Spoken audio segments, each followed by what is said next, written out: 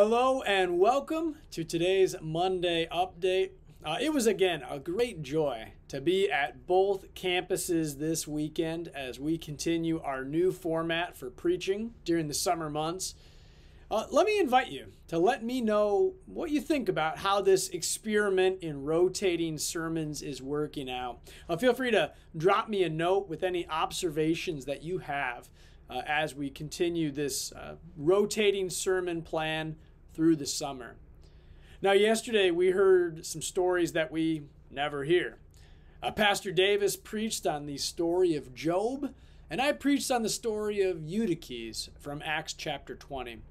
In both of these stories, we see Jesus.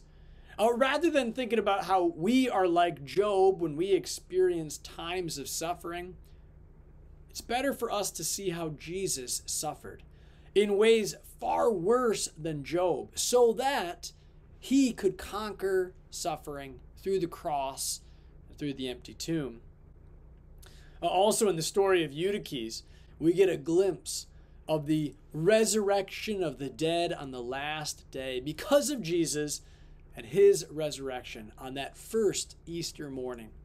In both of these stories, we have an invitation to echo the words that we hear in 1 Corinthians chapter 2. For I decided to know nothing among you except Jesus Christ and him crucified. Whether it's the story of Job and suffering or a story of Eutyches being raised from the dead, let us see Jesus, his life, his cross, his death, and above all else, his empty tomb, his victory over suffering and death. Friends, that is a story. That is the good news that we love to hear. Well, as we make our way through this summer sermon series, the stories we love to hear, the stories we never hear, we continue to hear many different stories, biblical stories, but we're also thinking about stories in general.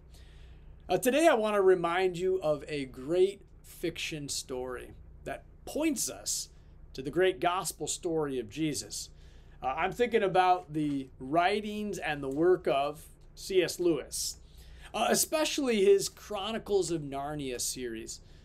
If you recall, in those stories, there's Aslan.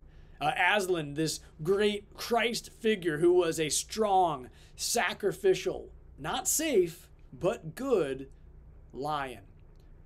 In The Lion, the Witch, and the Wardrobe, there's that great resurrection scene where Aslan has offered up his life for others, but then he's resurrected to new life, even though he had died on that stone table.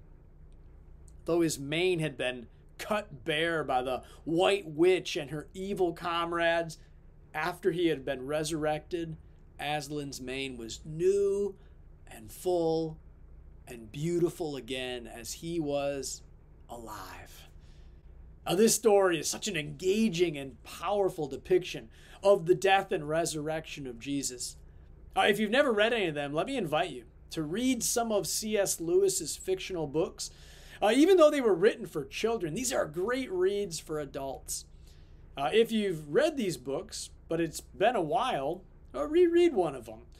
Find one of your favorites, read them to yourself or maybe to your children or grandchildren. These are stories that we love to hear. But these stories direct us to the greatest gospel story that we love to hear, and that story that the world desperately needs to hear. Thanks for watching this Monday update. God's blessings to you this week.